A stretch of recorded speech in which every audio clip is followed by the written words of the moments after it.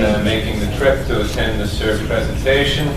I'm Len Kotylo from Thornhill, Ontario, and this is going to require a little bit of participation from you folks. First off, can somebody tell me the importance of this date? And no, it is not my birthday. It's the day that the pension plan came into effect for me. First day of Toronto. Yeah, that's correct, Bill. It's the first recorded hockey game in Toronto, and what we're talking about is going to be the place of Toronto hockey rinks in Toronto life. And what this talk will focus on will be these early Toronto hockey rinks, and as to whereabouts they might have been located. If you think of the intersections of Yonge and Bloor and central Toronto, what you have running east and west are major streets.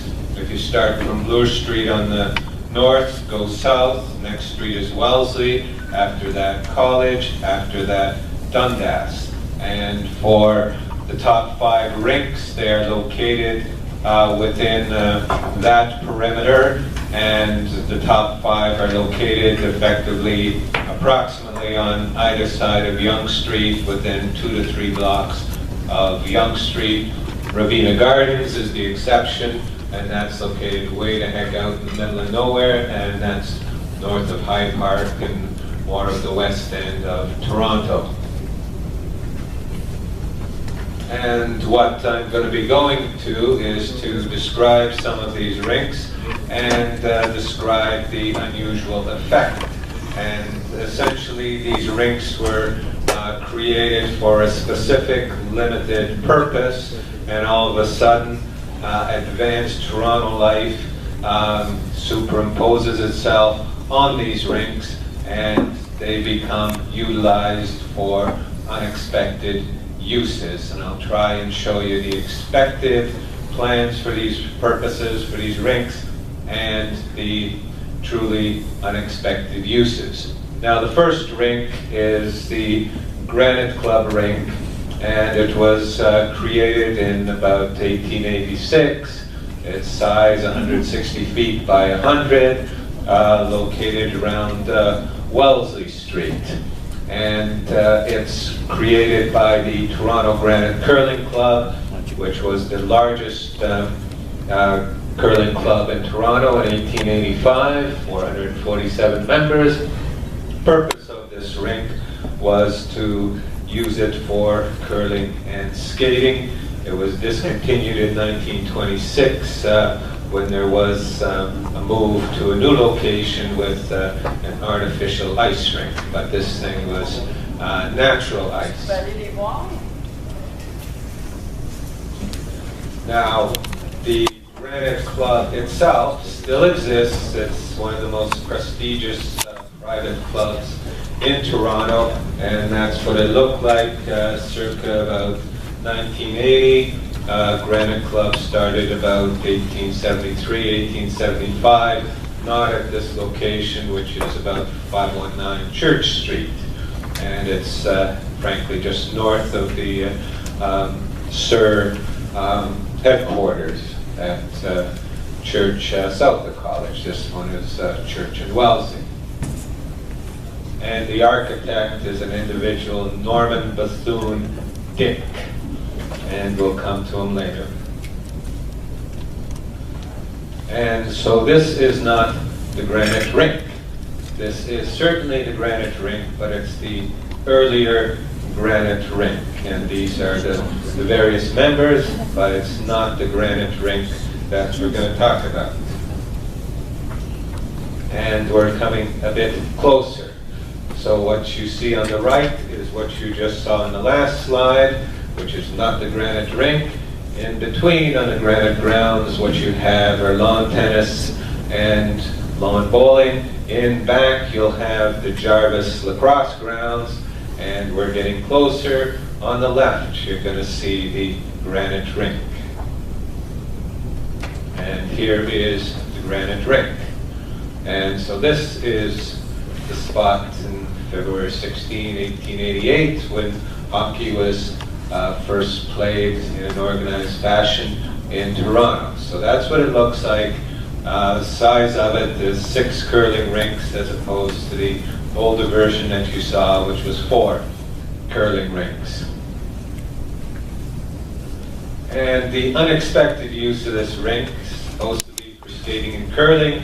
Instead, it's used for hockey, for darn's sake. So February 16th, 1888, Toronto Granites 4, Toronto Caledonians 1. Caledonians are another curling club. And as I say, it's remarkable that the organization that played the first Toronto game still exists, which is something that can't be said of the Toronto Maple Leafs. And so the site for the hockey game between is another part of importance of the Granite Rink is that in February 8th, 1890, it was the site of a hockey game between the Granite Club and the Rideau Rebels hockey team of Ottawa. Now, the unexpected use of this is the Rideau Rebels were making a tour of Ontario. The ultimate result of this tour was that there was a proposal that a league be formed, and the league created was the Ontario Hockey Association. So one of the effects of the Granite Rink is you have this touring team playing a game which now becomes a spectator game as opposed to a use of the rink for private members. And the significance of it is that the Ontario Hockey Association is formed in 1890, which becomes the framework for hockey throughout Ontario, becomes a template for other hockey associations throughout Canada, and that's an unexpected result from the use of the Granite Rink for spectator hockey. And so again, the same significance of that. And so what then happens is the Granite Club enters a team in some leagues of the OHA, and this is the Granite Senior Team, 1892-93. George Higginbottom, a couple of Irving brothers are, I guess, the most significant folks on this team. Again, totally unexpected use. And the other far more reaching significance is that the Toronto Granite Club, after the First World War, enters a significant senior team in the Ontario Hockey Association, and that team meets with incredible success. As you see, 3 senior championships, 1 out of 4, 2 Allen Cup Canadian Championships for senior teams, and internationally enough, an Olympic gold medal in 1924, all thanks to the existence of this Granite Rink. And here's what we're looking at for some of the members of the Granite Hockey Club. And on the left, second from the top, you have Hall of Famer Howie Smith, a mere 200 goal scorer in the NHL. Just below him, Harry Watson, also a member of the Hall of Fame, considered probably one of the best hockey players anywhere at that particular time. You've also got Bert McCaffrey, who played in the NHL. If you go from Harry Watson over to Dunk Monroe, over to Bert McCaffrey, Dunk Monroe plays for the Montreal Maroons, and McCaffrey also plays in the NHL. So what you see is a pretty darn stacked team, and this is the team that goes on to win the championships and the Olympic gold medal. And who would have thought that a Granite Club rink built in 1886 would have Olympic gold consequences and 40 years later. And the other unexpected use of the Granite Rink is indoor baseball. How many other hockey rinks can you imagine that have this use? Interesting story about this. You saw the clubhouse in one of the earlier slides. On a particular day, the clubhouse starts burning. All right? Clubhouse starts burning, and firemen come, they put out the flames. However, the baseball game scheduled for the building directly to the north keeps on going. Unexpected use, indoor baseball. So that's the granite rink. Now the next one is what I call the Great White Whale, and that's because you hear about it, but you rarely see it. And this is the Victoria Curling Club, and this site of this is on the University of Toronto campus. It's a little bit north of College Street, closer to Spadina Avenue. Erected 1887, same architect again, Mr. Norman Bethune-Dick. Location 277 Huron Street, present site of the McClellan Building, Physics Building of the University of Toronto. Once again, expected use is curling and skating, operated by the Victoria Skating and Curling Club, by its subdivision, the Toronto Curling Rinks, and the building ultimately demolished in 1962.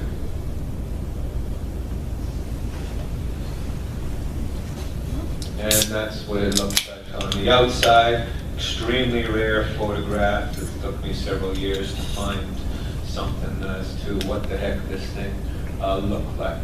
So this building even had a bowling alley, if you can believe it. And so that's the interior of it. Photo is by Josiah Bruce, who was an important early Toronto photographer. And the unexpected use is, this is called the large house, as in curling house, which is generally devoted to hockey. And that's described by a touring Scottish curling team that came over in 1901, 1902. And what they found was much more than a curling rink, but a place where hockey was played in Toronto.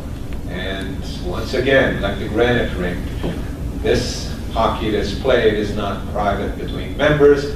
It's played as a spectator sport. One day after the granite rink, you've got the Rideau Rebels swinging over here playing the Toronto St. George's. And the other unexpected future use of it is after the Depression, the building became the University of Toronto School of Architecture. And so that's the outside entrance. And that's what the interior looked like when it was used for curling. And this is when it's used for the University of Architecture. So you can see the interesting grids of the archways, which was more particular to that particular era. And now we come to the Caledonians Rink. Caledonians Rink is very close also to the SIR headquarters. It's south of the SIR headquarters, approximately Dundas and Church Street, so it's about a block or so east of Yonge Street. And it's the Caledonians Rink, operated by Caledonians Curling Club, erected, opening date was December 10th, 1885, and remarkably enough, unlike these other rinks, it was only operated by the Caledonian Curling Club up to 1905. And once again, expected use, curling and skating, rink service 153 by 73, somewhat smaller than the granite rink, and this one was demolished much earlier in 1911. We'll come to that reason. And so that's what it looks like from the outside. Again, Josiah Bruce is making a photo, but it's not Mr. Dick is the architect. And so this is what it looks like inside, slightly different. But what you notice in a lot of these things is the windows, and that's because electricity is still in its early days, so you want to get a lot of natural light into these places. And the unexpected use is, of course, hockey once again. But after 1905, what happens is you have a business syndicate that is operating this thing. So they're operating this thing as what? Space for trade exhibitions. Again, spectator hockey, remarkably enough, up to 3,000 spectators you can squeeze into this thing. It includes a restaurant, and also includes professional hockey. And first professional exhibition is December 28th, 1906, between a professional Toronto Hockey Club with no league and the Canadian Sioux of the International Hockey League. And after that, you have the Ontario Professional Hockey League coming in.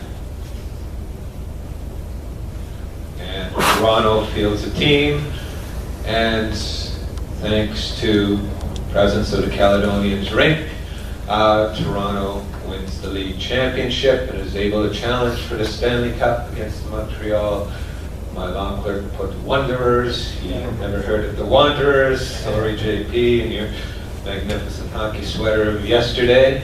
And Toronto wins the first Ontario Professional Hockey League championship. And that's the first Caledonians rink. And here we have the second one. And the first one was demolished in 1911. Why? Because it's natural ice.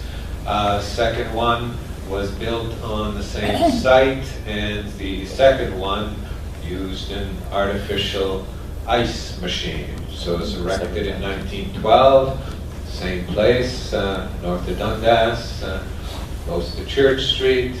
And this one, unusually enough, was expected to be used for professional hockey. So forget this skating and curling in private clubs. This was supposed to be a professional venue. And capacity is booted up to 7,000 spectators, and this one lasted until 1989, and it's known as the Mutual Street Arena, formerly the Arena Gardens. And so that's what it looks like as an architectural rendering from the outside, looking at it, looking towards the southwest. And that's what it looks like in its physical format. So it's a fairly substantial structure. And the unexpected uses from professional hockey, it became also a center for amateur hockey championships, Memorial Cup and Allen Cup championships held there. It becomes a future roller skating rink, professional wrestling, boxing, music concerts are held here, and it starts to approach what we now see with the Bell Centre and the Air Canada Centre, a multi-use facility with events going on, not just confined to hockey. And so that is a more modern view of what it looks like from the inside. And this is not actually inside the Arena Gardens. This is on Hanlan's Point, Center Island, but the roller skating rink would look a bit something like this. Ironically enough, what happened is that you've seen the earlier rinks near skating and curling. A later development use of this particular venue was roller skating on the first floor, curling on the second floor, but not just private curling, but actually public curling. So you sit around and life kind of goes full circle after a while. Expected use professional hockey, unexpected use public curling. And now we're into the Varsity Arena. The Varsity Arena is built next door to Varsity Stadium. This is directly south of Bloor Street, just west of University Avenue. Opening is December 17th, 1926. Designed by a professor at the U of T. Capacity, that's an expanded capacity as opposed to an original capacity of about 4,100 spectators. ice surface now is 196 by 85, because it is artificial ice from 1926, so it predates Maple Leaf Gardens, and it still exists. Although Maple Leaf Gardens has made a comeback as the Ryerson hockey rink. Expected uses were university activities, including hockey skating and event performances. So you've got an additional thing which is enhances the expected use from the arena gardens. Now event performances are built into the construction of this place. And the unexpected uses are that instead of university use, it became the center for hockey leagues. The Toronto Bankers League, the Toronto Mercantile League. Sometimes you would have triple headers of games of these leagues on the same day.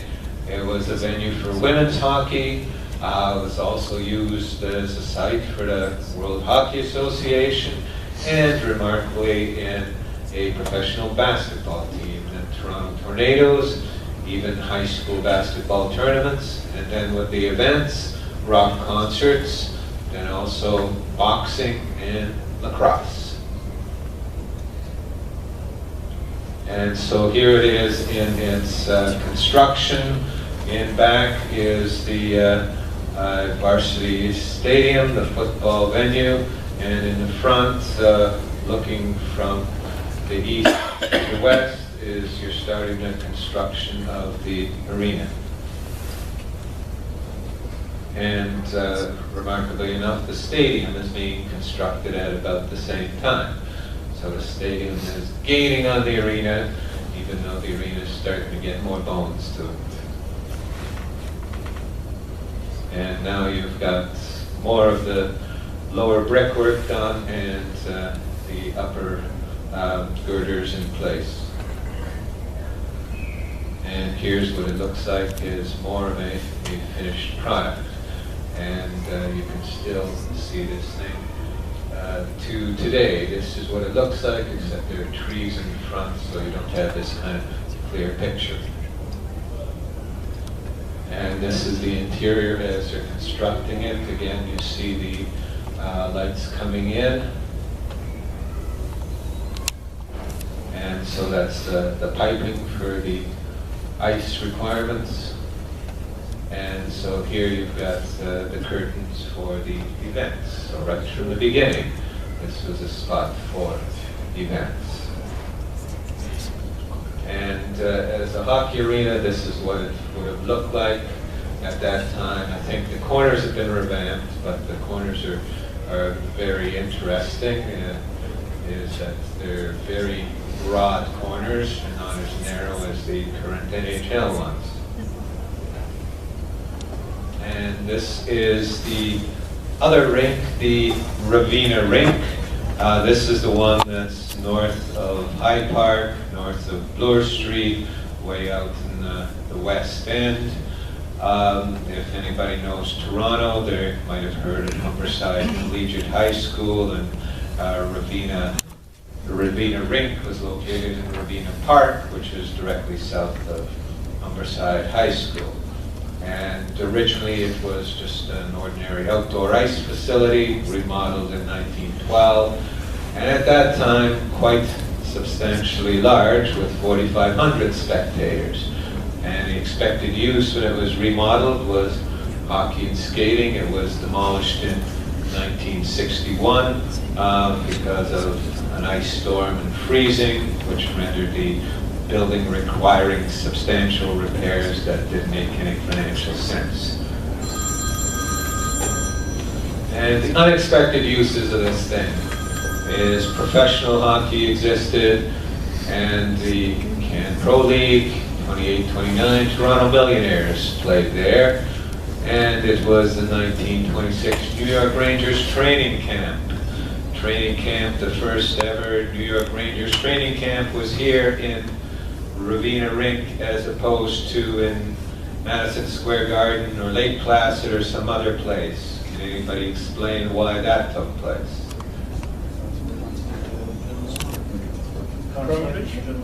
Conn Smythe, exactly. He brought the players into a place that he knew. And so it also, back to Conn Smythe again, was a practice facility for the Toronto Maple Leafs and the Toronto Marlborough Junior teams, which really started getting off the ground in 1926. And so that's what it looks like from the outside, with a bit of the weather devastation that you can see. And again, there's a swimming pool in the front, curious layout. But the interesting thing about the Ravenna Gardens is that the Ravenna Gardens Corporation in 1924 made an application to the National Hockey League for a franchise. So almost in 1924 there's a potential reintroduction of two Toronto teams playing in Toronto. As you know, in the NHL there were multiple Toronto teams at the same time. But nothing was heard. The matter was tabled and wasn't picked up again. And so the conclusion of all of the examination of all these rinks is that they are generally tended to be for original private uses, and those private uses, or if they were for public uses, all of the uses were ultimately expanded to more public purposes, and multiple disparate activities entered into these facilities. And the significance of these activities was nationwide, province-wide, and international, with teams in professional leagues, with the OHA being formed, with the Canadian Olympic team coming from the Granite Rink and winning an Olympic gold medal. So that's the situation for the early Toronto Rinks. Thank you.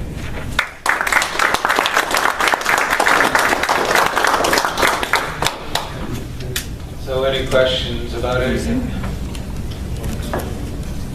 Wayne.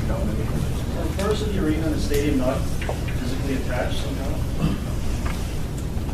If you call a little bit of parallel fencing just to keep people out, that's about it. Otherwise, they're not physically attached.